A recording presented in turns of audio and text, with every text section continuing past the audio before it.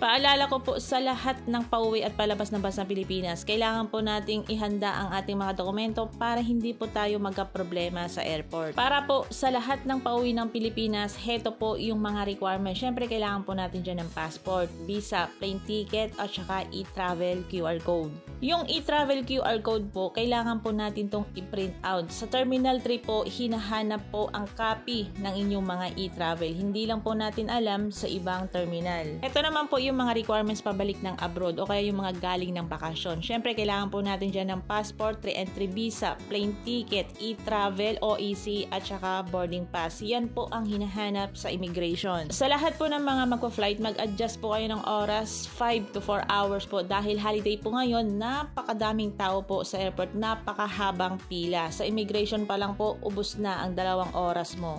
Keep on updated lamang po sa lahat ng mga requirements palabas at pauwi po ng bansang Pilipinas para hindi po kayo magka-problema sa airport. Ako nga po pala ang inyong lingkod, Juency Fernandez po, isang OFW advocate.